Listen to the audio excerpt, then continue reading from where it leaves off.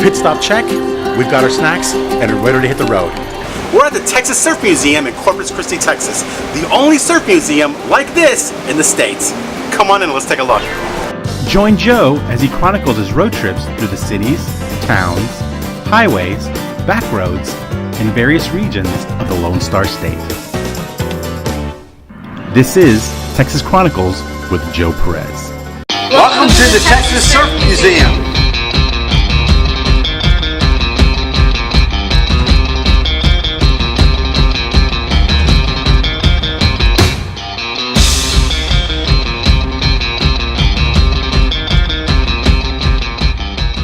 Texas is not just a land of cowboys and oil barons.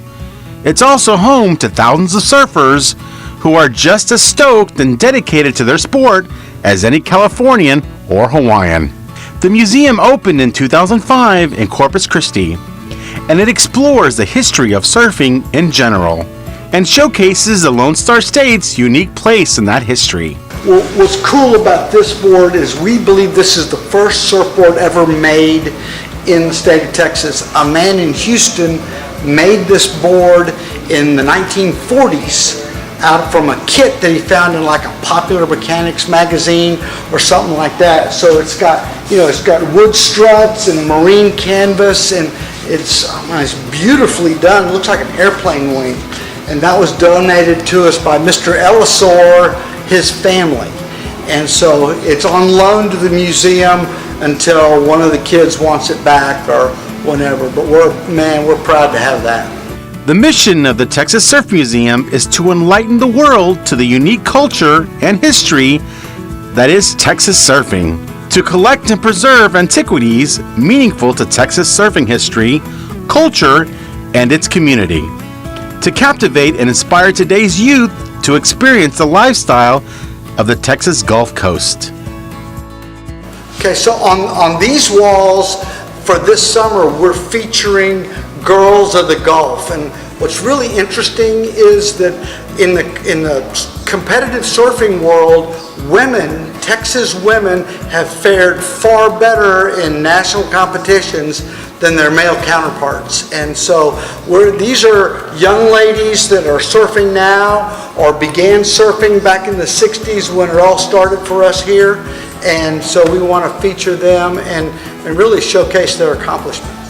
So this is a model, this is a part of a program that's modeled after an event that we saw in Southern California.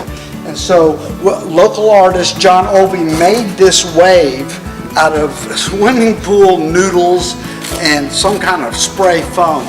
But with virtual reality and something like this, the point is to give kids, or really anybody, the opportunity to experience surfing when they can't get to the beach or are unable to paddle out and follow any of those safety programs that you need in the water. Anyway, so you can stand here, we put on the virtual reality 3D goggles here, and we can have you surfing in Tahiti and getting barreled by this wave on a moment's notice. So my goal over the next 6 to 12 months is to try to get a surfboard, an example of a surfboard shaper's work, and a bio from everybody who's ever made a surfboard commercially in Texas. And that's a long way of saying there are a lot of really good Texas surfboard shapers that made an impact on our sport. And I want to showcase those guys, whether it's a loan or a donation. I want to have an example of their work here in the Texas Surf Museum.